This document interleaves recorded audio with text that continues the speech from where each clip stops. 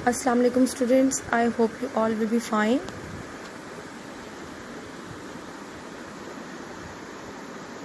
Chapter number 9, Sources and Effects of Heat Energy.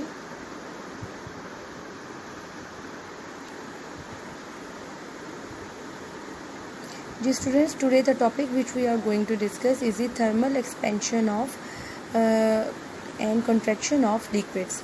जिस तरह last lecture में हमने देखा था कि किस तरीके से सॉलिड्स जो हैं वो एक्सपैंड होते हैं ऑन हीटिंग और कॉन्ट्रैक्ट होते हैं ऑन यानी कि आफ्टर कूलिंग जब हमने रख देंगे तो वो खुद ब खुद आफ्टर फ्यू मिनट्स के बाद वो कॉन्ट्रैक्ट हो जाते हैं। तो आज हम पढ़ेंगे कि लिक्विड्स जो हैं वो किस तरीके से कॉन्ट्रैक्ट होते हैं और एक्सपैंड होते हैं। जी students, increase in the volume of the liquid on being heated is called the thermal expansion. कि जब आप जब भी लिक्विड को आप हीट करेंगे तो वो क्या करेगा, वो भी एक्सपैंड हो जाएगा। Liquid do not have a definite shape. आपको पता है कि जो लिक्विड्स होते हैं उनको कोई डेफिनेट शेप नहीं होती। वो शेप किसकी लेते हैं, जिस भी शेप में आप उन्हें रखेंगे, यानी कि shape they take the shape of the container. अगर आप उसे ग्लास में रखेंगे तो ग्लास की शेप ले लेंगे, तो इससे बॉटल में रखेंगे तो बॉटल की shape. Expansion of liquid is much greater than the solids, यानी कि जितने भी लिक्विड्स हैं वो सॉलिड्स की कंपैरिजन किया जाए तो उनके निस्बत ज़्यादा एक्सपैंड होते हैं। when liquids get heated it expands more and beyond the original level। जिस तरह के थर्मोमीटर, बॉइलिंग ऑफ वाटर और मिल्क आपने अपने घर में देखा होगा अक्सर एग्जाम्पल घर पे, कि जब आप पानी को बॉयल करते हैं तो किस तरीके से वो बॉइलिंग होकर बाहर की तरफ आता है। या आप मिल्क देख लें, जब उसको हम बॉयल करते हैं तो वो भी फ्लो बाहर की तरफ कर रहा होता है जैसे वो बॉयल होता है। सिमिलरली जब थर्मोमीटर में अपने लिक्विड मरकरी होती है, जैसे ही हम लोग उसको फीवर चेक करने के लिए यूज़ करते हैं, जब उसको हॉट टेम्परेचर मिलता है तो उसका वो जो मरकरी लेवल है वो हाई हो जाता है ऊपर की तरफ, यानी कि वो एक्सपैंड हो जाता है। वो जो मरकरी है बेसिकली वो एक्सपैंड होती है जैसे ही टेम्परेचर उसको हाई मिलता है।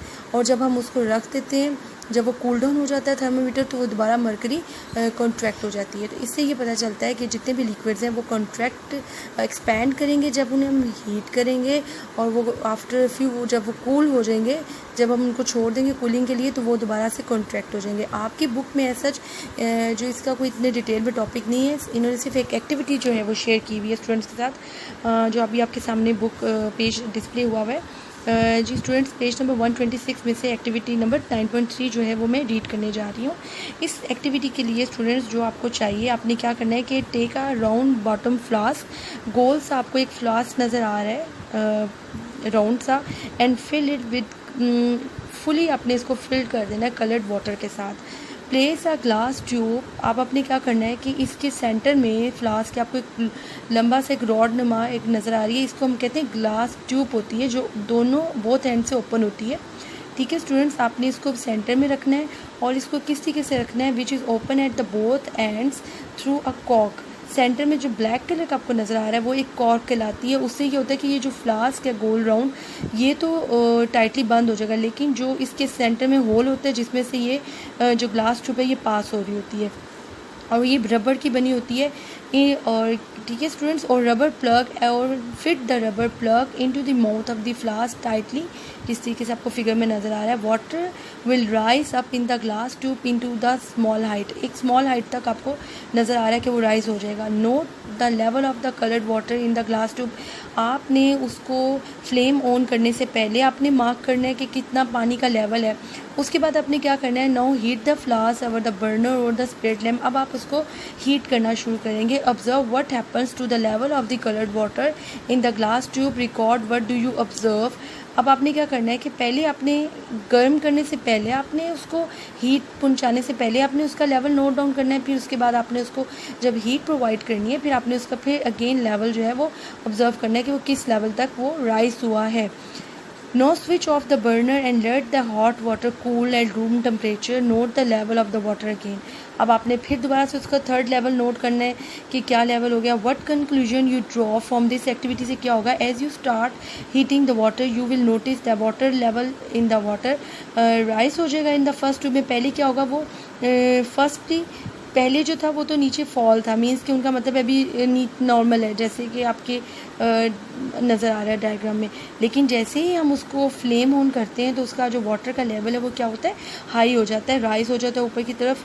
कि why does it's happen so, because इसलिए ये हुआ है कि एज़ यू नो डैट कि जो लिक्विड हैं वो एक्सपैंड हो जाते हैं ऑन हीटिंग। के लिक्विड्स जो होते हैं वो क्या करते हैं, एक्सपैंड होते हैं। तो इसी तरह यहाँ पे भी एक्सपेरिमेंट में यही शो हुआ कि जैसे ही हमने वो जो कलर उसमें फ्लेम ऑन की, पहले तो उसका लेवल फॉल था, यानी कि नीचे नीचे था, लेकिन जैसे ही हमने हीट दी तो वो लेवल उसका राइज़ होना शुरू हो गया और वो राइज़ हुआ। और जब हमने कूल डाउन उसको किया तो वो दोबारा से अपने लेवल पे आ गया। जी स्टूडेंट्स, अब हम नेक्स्ट टॉपिक है हमारा thermal expansion of and contraction of gases. इसी तरह जैसे सॉलिड एक्सपैंड और कॉन्ट्रैक्ट करते हैं, लिक्विड्स भी करते हैं, तो गैसेस भी करती हैं। Like solid and liquids, gases expands on heating and contract on cooling. When gas particles get hot, they take up more space and they expand. Gases expands much more than the liquids and solids because the gas particles are widely spaced and scattered. They have no fixed volume or shape. They collide with each other or with the walls of the containers, जैसे कि hot air balloons है या steam है। जी students देखें, जो solids के जो particles होते हैं वो बहुत क्लोजली पैक्ड होते हैं, एक दूसरे के साथ जुड़े होते हैं।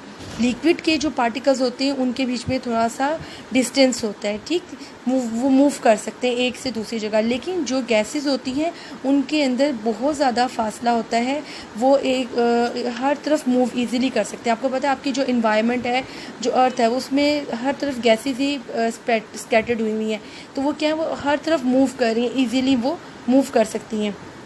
इसी तरह से आपकी बुक में जो एक्टिविटी दी गई है पेज नंबर 127 पे, एक्टिविटी नंबर 9.4, उसको मैं रीड कर रही हूँ। जी देखिए उसमें क्या हो रहा है एक्टिविटी में। इसमें भी इन्होंने क्या किया, आपने एक एम्प्टी फ्लास्क ले लेना है।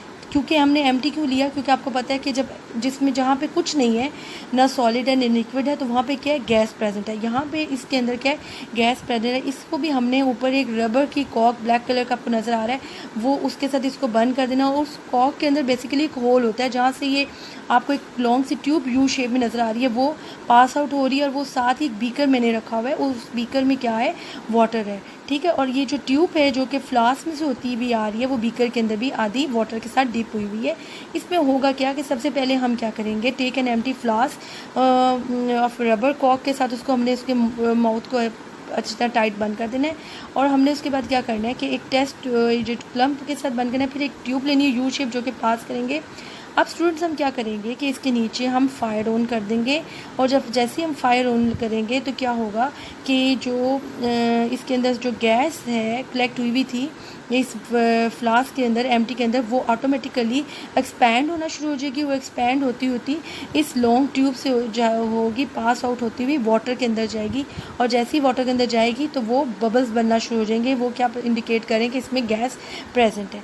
अब वो क्या होंगे, बबल्स प्रेजेंट यानी कि बनना शुरू हो जाएंगे।